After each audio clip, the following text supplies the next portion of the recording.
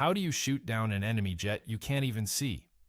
How does a fighter pilot lock onto a target 40 miles away in a sky full of radar clutter and fire a missile that threads the needle before the other guy even knows he's being hunted? And how do you do it so effectively that the enemy starts refusing to fly, then come home and not be allowed to tell a soul how you did it? The F-4. Phantom was never supposed to be graceful. She was a brute. 60,000 pounds of steel, titanium, and pure thrust, trailing black smoke across the sky like she wanted everyone to know she was coming. Two massive J-79 engines, screaming behind the cockpit. No internal gun, at least not at first. She was built around missiles, built around the idea that the next war would be fought beyond visual range, that dogfighting was dead, and that radar would do the killing. The Navy designed her. The Air Force adopted her. And by the time she got to Vietnam, she was carrying something that almost nobody outside a handful of classified briefing rooms fully understood. The problem was simple and brutal. American pilots were dying over North Vietnam, and the kill ratios were embarrassing. In Korea, U.S. fighters had owned the sky, 10-1, sometimes better. But over Hanoi and the Red River Valley, the numbers had collapsed. For every 2 MiGs shot down, the North Vietnamese were getting one of ours, sometimes worse. American pilots were flying the most advanced fighters on the planet and trading almost evenly with Soviet-equipped MiG-17S and MiG-21S flown by pilots with a fraction of their training. Pentagon briefings that had promised air superiority were starting to look like fiction. Part of it was the rules of engagement. Washington demanded visual identification before firing. You had to physically see the enemy aircraft, confirm it wasn't friendly, then engage. That wiped out the entire advantage of long-range radar missiles. Pilots carrying AIM-7 Sparrows capable of killing at 30 miles were being forced into close-range knife fights where the lighter, more agile MiGs could turn inside them. It was like handing a sniper a rifle and ordering him to fight with a bayonet. But something changed, quietly. Without press conferences or Pentagon announcements, the kill ratios started to shift, not gradually, dramatically. Flights of Phantoms began coming home with kills against MiGs that their wingmen never saw. Engagements were happening at ranges that shouldn't have been possible under the existing rules. Pilots were filing mission reports that were immediately classified, with details redacted even from squadron ready rooms. Crews who had scored kills were pulled aside and told explicitly that they could not discuss how the engagement happened. Not with other pilots, not with their families, not with anyone. If stories like this matter to you, the ones that got buried under classification stamps and never made the evening news, hit subscribe and like so more people find them.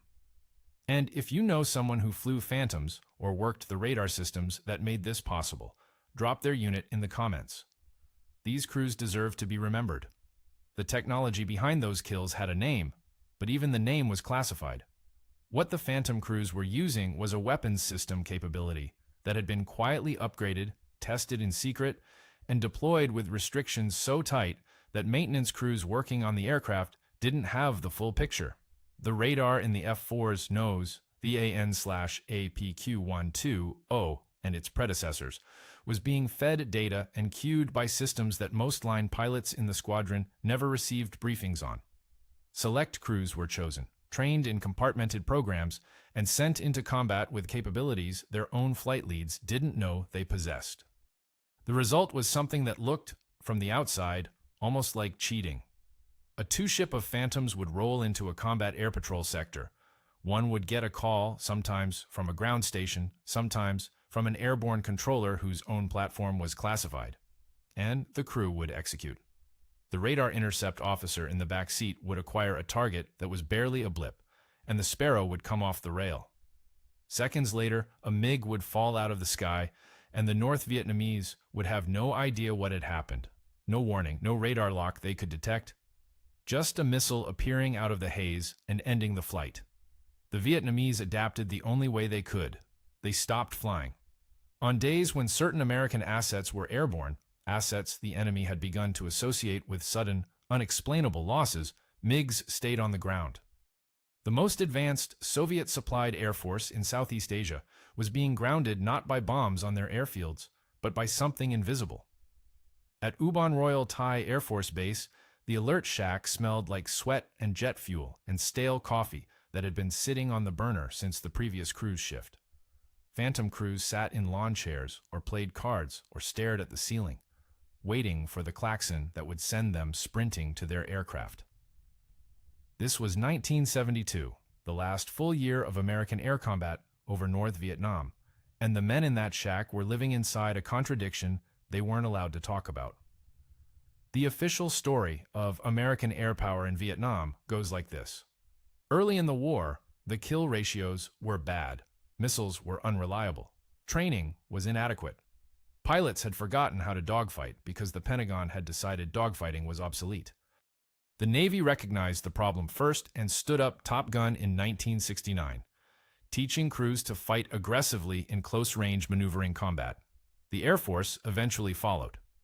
By 1972, during linebacker operations, the ratios improved dramatically, sometimes cited as 12-1 for the Navy, somewhat lower for the Air Force. The story ends with a tidy lesson.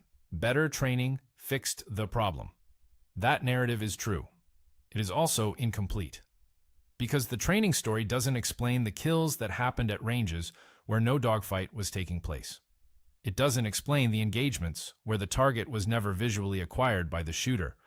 It doesn't explain why certain crews in certain squadrons were getting results that other equally skilled, equally trained crews in the same aircraft could not replicate.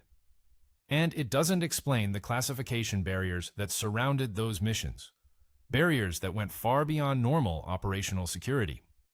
The gap in the official history is not an accident. It is the residue of a compartmented intelligence program that fed targeting data to select phantom crews through channels so restricted that the program's existence was itself classified at a level above top secret. The data came from signals intelligence, intercepted North Vietnamese ground control communications, real-time radar tracking from platforms whose capabilities were closely guarded, and fusion products that combined multiple intelligence streams into a single, actionable picture delivered to the backseater's scope. The system had a designation. The crews who used it had special clearances. And the results were so effective that they created a paradox the Air Force couldn't resolve publicly. How do you award a Silver Star for a kill you can't describe in the citation? This was the world those phantom crews inhabited. They would launch, receive a vector from a controller whose call sign they recognized, but whose platform they'd been told not to ask about, execute a beyond visual range intercept that killed a MiG the flight lead never saw, return to base, and then sit through a debrief where half the details were recorded in a separate, classified annex that most of the squadron would never read. They'd walk back to the alert shack, pour another cup of that terrible coffee, and say nothing. The radar scope in the back seat of an F-4 glowed pale green, a circle of light no bigger than a dinner plate, and everything on it was trying to kill you or trick you into killing your own. That was the problem.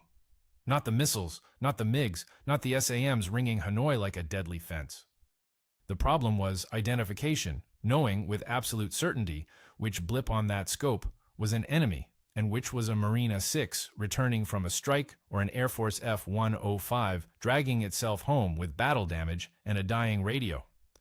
The rules of engagement demanded visual identification before firing, and visual identification meant closing to within a mile or two of the target, close enough to see the red stars on the wings, close enough that the MiG could see you too. At that range, every advantage the Phantom held evaporated. The AIM-7 Sparrow was a beyond visual range weapon. It needed distance to guide. It needed the target to be flying roughly toward or away from the shooter so the semi-active radar seeker could track the reflection. Inside 2 miles, the Sparrow was nearly useless.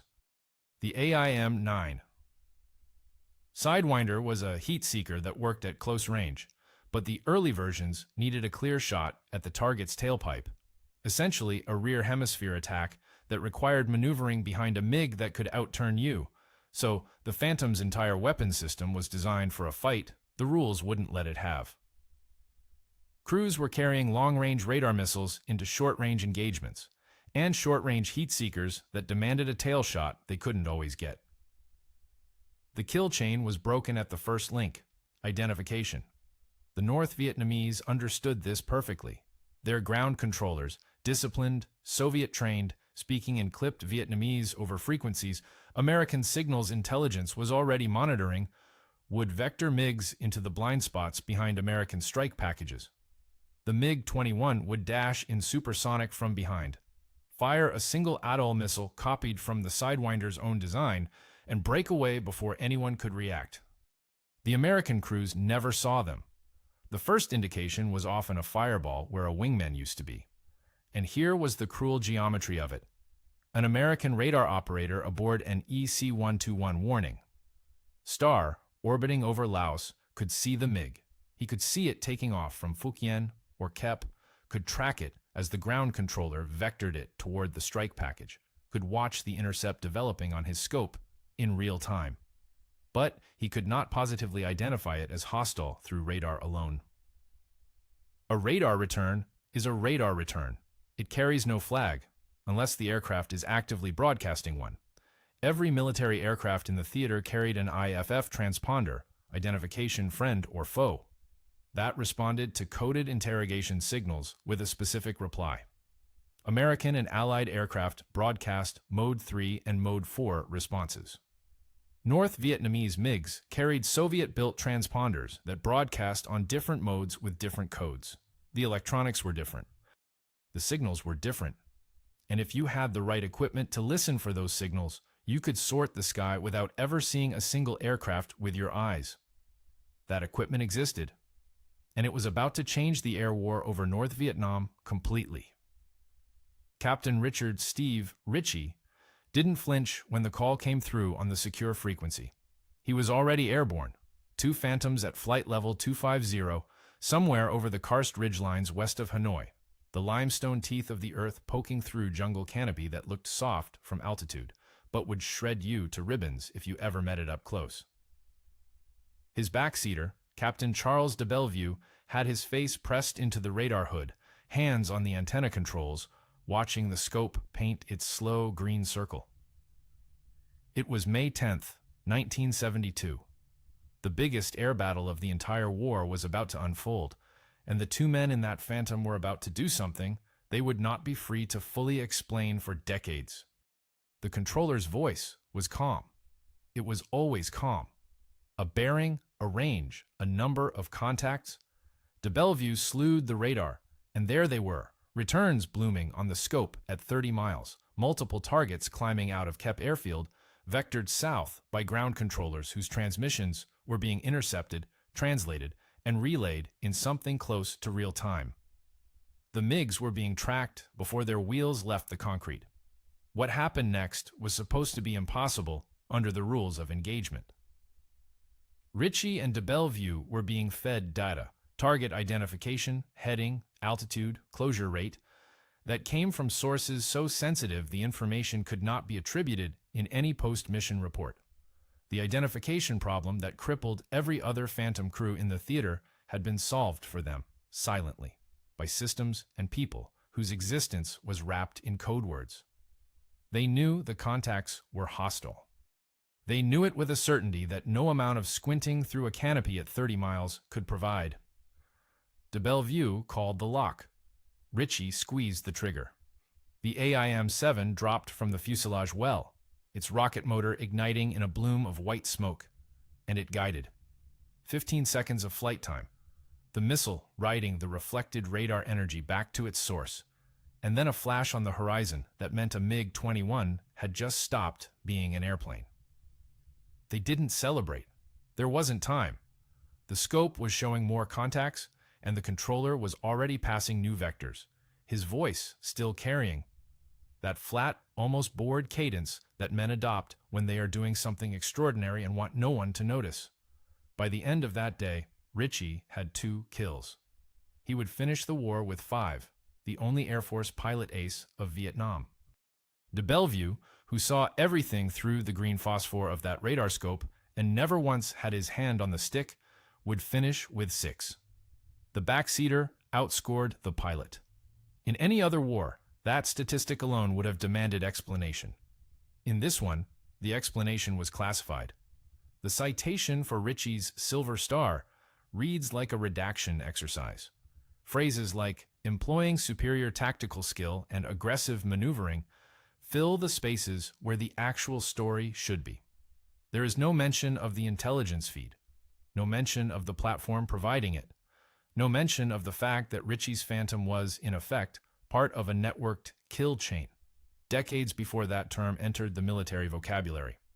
A chain that started with an intercept operator on a signals collection platform, ran through a fusion cell, passed to a controller, and terminated in the backseat of an F-4 where DeBellevue put the pipper on the target. The men who flew those missions understood the silence. They'd signed the papers, they'd been briefed on the penalties, not administrative penalties, criminal ones, for disclosing what they knew. And so the Aces story became a story about training and aggressiveness and the right stuff, because that was the only story that could be told. The real one, the one about electronic intelligence and signals exploitation and a weapon system that could identify and kill a target the pilot never saw, that story went into a vault. The crews who didn't have the special clearances flew the same missions in the same aircraft without the intelligence feed. They watched Ritchie and DeBellevue and the other cleared crews score kills and wondered what they were doing wrong. They studied the same tactics. They flew the same profiles. They pressed just as hard into the same missile envelopes over the same defended airspace. And they came home empty, or they didn't come home at all, and nobody could tell them why. The coffee in the alert shack was still terrible. The card games went on. And the men who knew the secret sat among the men who didn't. And the distance between them was measured not in rank or skill, but in a clearance they couldn't even name. November 1972. The bombing halted. The Paris talks ground forward. And in offices at 7th Air Force Headquarters and at the National Security Agency, and in windowless rooms at Fort Meade that didn't appear on any directory, men began the quiet, methodical work of making sure the story would never be told. Debriefs were separated into two stacks. The clean version went into squadron records, times, headings, ordnance expended, results observed. The other version, the one that described how the crew actually found and identified the target, went into folders stamped with code words and hand-carried to safes that required two combinations and a signature. Flight logs were sanitized. After-action reports were rewritten. The intelligence annotations that had been scrawled in grease pencil on plexiglass boards in real time, the ones that showed the kill chain from intercept to impact, were photographed, cataloged, and locked away. The crews went home. They received their decorations at ceremonies where the citations were read aloud, and the words meant almost nothing, because the words described a different fight than the one they'd actually been in. A pilot's wife would read the framed citation on the wall and ask what it meant, and the pilot would say something about being in the right place at the right time, and that would be the end of the conversation. Every time. For years. Some of them struggled with it in ways they couldn't articulate. Not the killing. They'd made peace with that, or they hadn't. But at least the killing was something a man could examine in his own mind. The silence was different. The silence meant that the version of yourself that existed in the official record was a stranger. Your best day in combat, the day you performed exactly as the system needed you to perform, the day everything worked, that day didn't exist. Not the real version. The Air Force owned a story about you that was more impressive than the one they'd let you tell, and they'd locked it in a room you couldn't enter without an escort. DeBellevue came home with 6 kills and a backseater's anonymity. In the pilot's Air Force, the man in the front seat got the handshake and the magazine cover. DeBellevue got a classified annex. He'd done more to win the air war over Hanoi than most wing commanders, and he did it staring into a rubber hood at a green circle while pulling 7Gs in an aircraft he couldn't control. He couldn't talk about the systems that made his kills possible. He couldn't explain that his 6 victories weren't lucky snapshots, but the product of an integrated intelligence architecture that turned a 2-man crew into the terminal node of a continent-spanning sensor network. He went back to flying. They all did. The MiGs stopped coming up because the MiG pilots had learned through whatever calculus of survival the human mind performs, that something had changed. The Americans were finding them too quickly, shooting too accurately, appearing in places they shouldn't have known to be. The North Vietnamese ground controllers, whose every transmission was being vacuumed up and processed and turned into targeting data, began to suspect what they couldn't prove. Sortie rates dropped, engagements declined. The MiGs stayed in their revetments. That was the final classified victory. Not a kill ratio, but an absence. The enemy chose not to fly. And the men who made that happen sat in their lawn chairs in alert shacks across Thailand, drinking bad coffee, reading paperback novels, waiting for a klaxon that rang less and less often, unable to explain even to themselves why the war in the air was ending. The secret had worked perfectly. It had worked so well that it erased itself, leaving behind only the silence and the stale coffee and the men who carried a war inside them that the official record said never happened.